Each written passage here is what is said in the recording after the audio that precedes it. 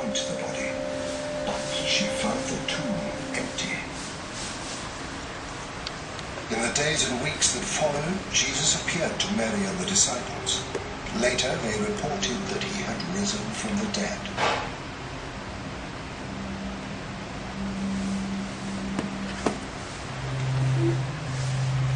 I think the importance of Jesus historically has to be traced back to the belief that he was raised from the dead. It was only because Jesus' followers said he got raised from the dead, and they acquired converts who then converted other people, so that the religion snowballed and became an important religion within the empire. It's only because of that that Jesus has become the household name that he is today. It's the belief in the resurrection that exalts Jesus to a status of equality with God, whereas probably in his public ministry, his followers didn't understand him that way.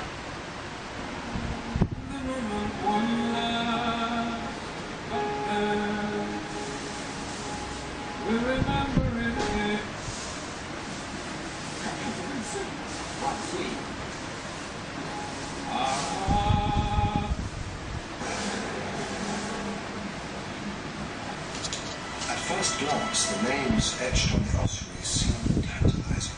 Jesus, son of Joseph, and Mary.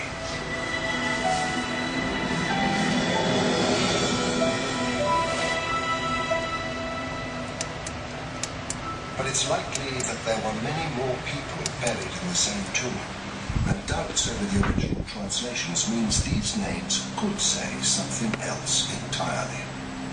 But there's another more fundamental problem with linking the names apparently etched on the Talpiot ossuaries with the biblical Jesus.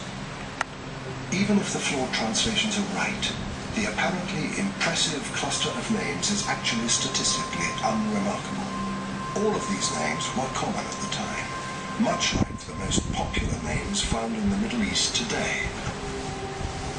They are names that are found generally at the time. There's nothing unusual about this constellation of names. It turns out that the Jesus in the Talpiot tomb is far more likely to have been Jesus the Builder, Jesus the Greengrocer, than Jesus Christ. Joseph was the second most popular name. Jesus was like the sixth most popular name. And together they would have formed something like maybe 8 or 10% of the population, of the male population. There must have been dozens of in the Second Temple period. Any tomb you'd look at the time would have a similar combination of names.